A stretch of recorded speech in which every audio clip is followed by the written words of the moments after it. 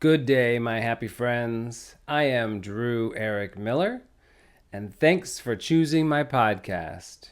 With so much content in the world today, it's my honor to bring you just a little more happiness with each listen.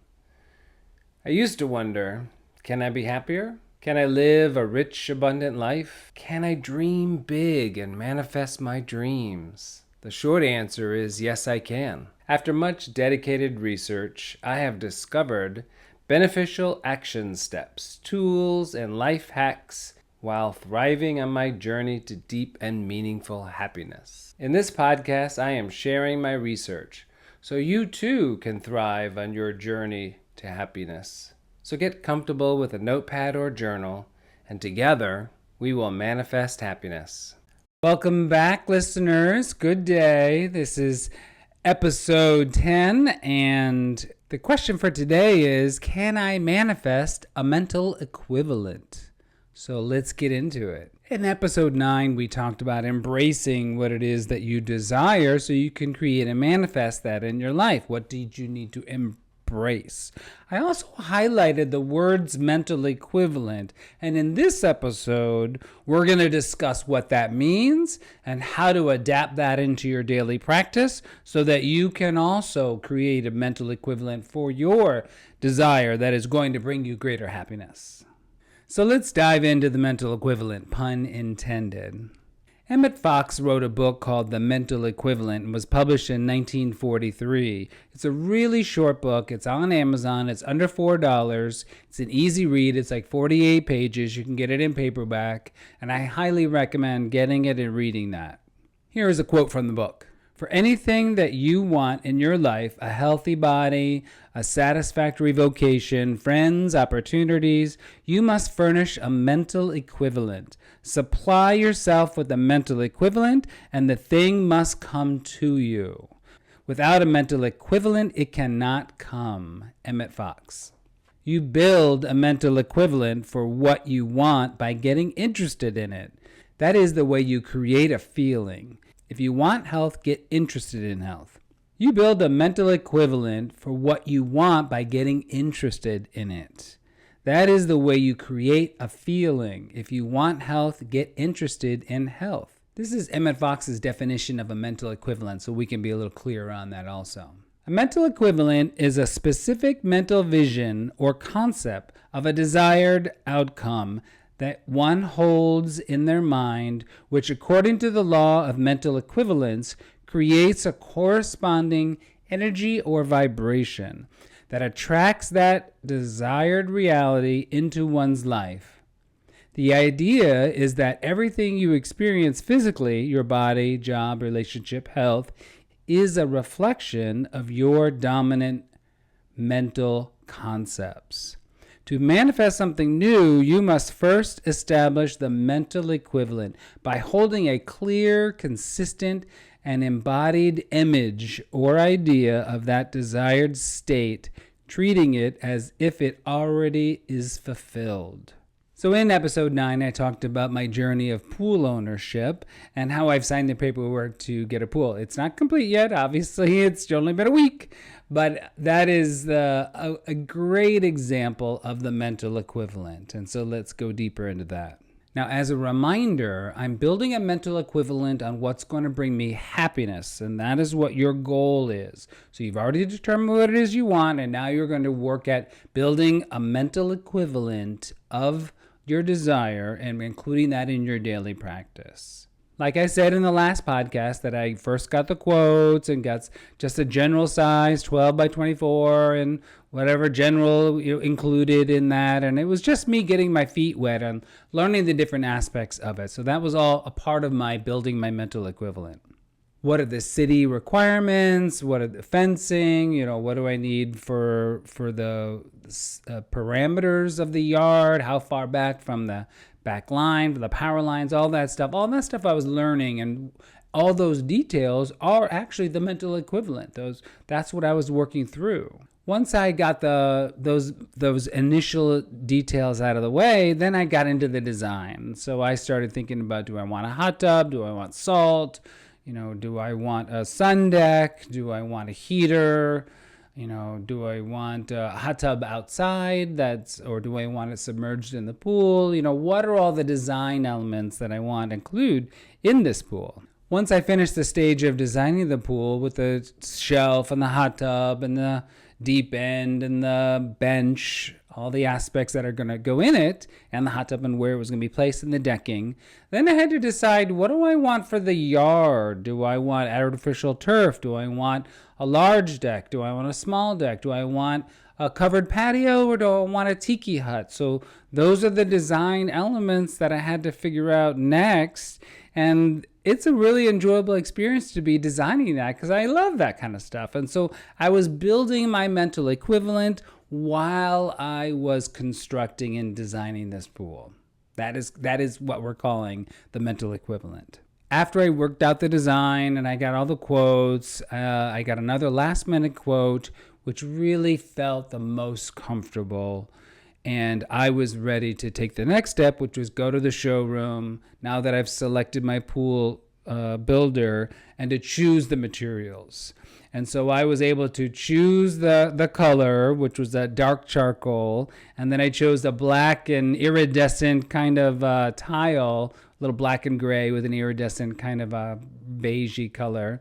And then I picked a pool deck, which is 1x2 with the seashells, and then an artificial turf that I decided and where it was going to go in the design that I wanted. And then I got my final quotes and I was all set. Here's another quote by Emmet Fox. Look where you are going, because you will inevitably go where you are looking. So I signed the paperwork. I knew where I was going. I knew I was building up to this process. I knew I was building my mental equivalent the whole time. I got my quotes, I chose my designer, I chose my materials. Now I was ready to sign the paperwork. I saw where I was going, and it led me to that moment. Let me give you the benefits of having that mental equivalent and how it's going to help you. So notice what I did there. I spent 9 months figuring out every aspect that I could learn about the pool industry and learning about the pool builders and what I needed, building my confidence, building my ability to make clear-headed decisions. And so by the time that I signed the paperwork, I already owned that pool. I already felt like I was the pool owner. I was confident in the decision that I was making. And I knew that I was making the right choice with the pool builder, my design, and everything was set. So that's the benefits of having and building a mental equivalent. Because by the time that you get that desire into your life, you already are well prepared for it. And a lot of times what we've learned is, if you're not ready for what it is that you desire, then you can't keep it. So if you haven't done the mental equivalent work, by the time you get to your desire, and if you're not mentally, emotionally, and physically prepared for it, then you will either sabotage it, not like it, or get rid of it, or it'll be taken away from you in some way. So if you have a desire that you really know it's going to bring you happiness, then you need to build that mental equivalent, so by the time that it arrives, you are confident, ready, and prepared to own it, keep it, and have it forever.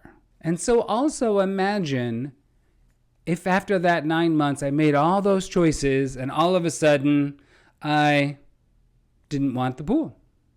I mean, it's unthinkable, because I spent 9 months dedicating building my mental equivalent, my emotional state of having it, and then all of a sudden I decide, oh no, I don't want it anymore. Of course that's not gonna happen, because of the hard work I put in to believing it was mine. That's how we get these desires. That's how we get the happiness that we're looking for. It just doesn't fall on our lap. We have to actually do the mental work and the emotional and physical work, so that when it arrives, our manifestation that we've always wanted, that we know is going to bring us greater happiness, we are prepared. Here's another quote by Emmet Fox. You must not allow yourself to dwell for a single moment on any kind of negative thought. So not once during that 9 months did I have any negative thoughts. I just kept moving forward, little step by step, little action step by action step, until I arrived at the day that I was ready to sign that paperwork and give them the deposit. So negative thinking needs to be released completely from your mind while you're building that mental equivalent. Because negative thinking is what pushes your desire away and creates the energy of not having it. So if you have a desire that's going to bring you happiness, you need to eliminate negative thinking, is what Emmet Fox says and what we know from all of our work. Here's another quote by Emmet Fox. Do it trembling if you must, but do it. Here's a mantra by Emmet Fox. I will not entertain or dwell on negative things. So if you are nervous and anxious about a desire that you are attempting to manifest and create in your life, and you're putting in the mental equivalent, you're building that process, even if you are having any negative thoughts and even if you are having doubts, as you continue to build your self-confidence, build your self-worth, and build yourself up in preparation for having that, then if you have shaky hands, just keep doing it. Because the only way that you're actually going to acquire that desire that is going to bring you that greater happiness is if you do the work. So keep doing it. Even if your fingers are trembling, eventually they will stop trembling. Like mine did, I finally signed the paperwork and I wasn't trembling at all. So here is your action step. First, remember what it is that you desire that's going to bring you that greater happiness. 1. 2, build the mental equivalent that you need to sustain and keep and have and manifest and create your desire that's going to bring you greater happiness. Do it with trembling hands if you must, just do it. And number 4, I will not entertain any negative thinking. So that's remember your desire, build the mental equivalent on a daily practice, do it with trembling hands, and don't allow any negative thinking. This is very simple and very clear explanation. If you desire love, build the mental equivalent for love. If you desire a hobby, build the mental equivalent for that hobby. Get interested in it. It's not complicated. It just takes small action steps to move forward to create and manifest that desire for yourself. It doesn't matter if the desire is big or small. Whatever it is that you desire, just get on the path and manifest that mental equivalent. This is the last quote from Emmet Fox. Attention is the key to life. Whatever you really give your attention to, you become. Whatever you really concentrate upon will come into your life. We grow into the thing that fills our thoughts as inevitably as the stream merges into the ocean at last. So build your mental equivalent. Do it as a daily practice. Release any negative thinking and do it with trembling hands if you have to. Thanks for listening, and I hope you tune in next week. Share, like, and let your friends know that there's a great podcast out there for happiness hacks. Thanks, and good day.